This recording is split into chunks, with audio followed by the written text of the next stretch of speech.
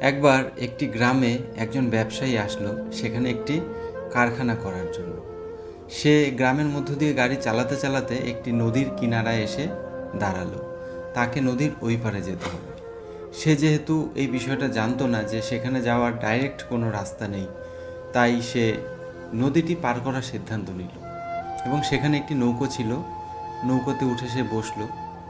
সেই মাঝিটি তাকে আস্তে আস্তে নদীটি পার করতে থাকলো। তখন সেই ব্যবসায়ীটি সেই মাঝিকে জিজ্ঞাসা করলো যে, তুমি আমাকে চেনো? তুমি জানো তোমার নৌকায় কে বসে আছে? তখন সেই মাঝিটি বলল, না, আমি তো আপনাকে চিনি না। তখন বলল যে, তুমি কি পেপার দেখো না, খবর দেখো না? আমি খুবই নামকরা একজন ব্যবসায়ী, প্রত্যেক 2-4 দিন পর পরই আমার ছবি পেপারে বেরোয়, তুমি আমাকে চেনো না? বলল, না, আমি তো পড়াশোনা জানি না। তখন ব্যবসায়ীটি বলল যে, তাহলে তুমি করলে কি সারাটা জীবন, তুমি পড়াশোনা জানো না? তখন সেই মাঝিটি বলল যে, ছোটোবেলায় আমার বাবা মা প্রত্যেকে মারা গেছে এবং আমাকে ছোটোবেলা থেকেই কাজে লেগে পড়তে হয়েছিল। তখন সেই ব্যবসায়ীটি বলল, তুমি পড়াশোনাই জানো না? বলল, না। তখন সেই মাঝিটি জিজ্ঞাসা করলো যে, আপনি আমাদের গ্রামে কিসের কারখানা করবেন? তখন সেই ব্যবসায়ীটি বলল যে, আমি এখানে জলের বোতল তৈরি করব, মিনারেল ওয়াটার, যেটা তোমাদের গ্রামে না পাওয়া গেলেও আমাদের শহরে প্রচুর বিক্রি হয়। তখন সেই মাঝিটি জিজ্ঞাসা করলো, মিনারেল ওয়াটার সেটা আবার কি? তখন সেই ব্যবসায়ীটি তাকে বলল, কেন তুমি কখনো শহরে যাওনি, দেখোনি প্রত্যেকটা দোকানে বিক্রি হয়? তখন সেই মাঝিটি বলল, না, আমি গ্রাম থেকে কখনো বেরোইনি, ছোটোবেলা থেকে এখানেই বড় হয়েছি, এখানেই কাজ করি।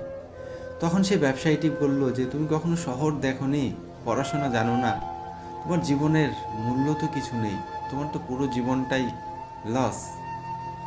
এই কথা শুনে মাঝিটি খুবই দুঃখিত হলো এবং তার মন সত্যি সত্যি খারাপ হয়ে গেল এবং সে ভাবলো যে বোধহয় তার জীবনের সত্যি কোনো মূল্য নেই।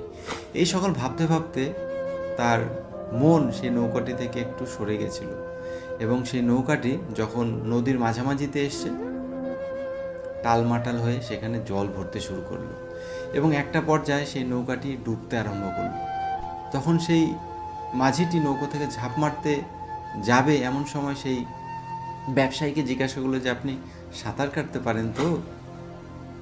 তখন সেই ব্যবসায়ীটি বলল, না, আমি তো সাঁতার কাটতে পারি না। তখন সেই ব্যবসায়ীটি সেই মাঝিকে হাত জোর করে রিকোয়েস্ট করতে থাকলো যে, তুমি আমার জীবনটা বাঁচিয়ে দাও, তুমি যা চাইবে আমি সেটাই তোমাকে দেব। তখন সেই মাঝিটি বলল যে, আমি শুধু সাঁতার কাটতে পারি এমনটা নয়, আমি ডুবতে থাকা মানুষকে জীবন দানও করতে পারি, জীবন বাঁচাতেও পারি।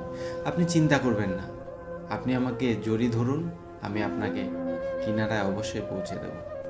এই গল্পটি আমরা ছোটোবেলায় অনেক শুনেছি, কিন্তু তখন কিছু বুঝিনি। এখন এর অর্থ বুঝতে পারছি।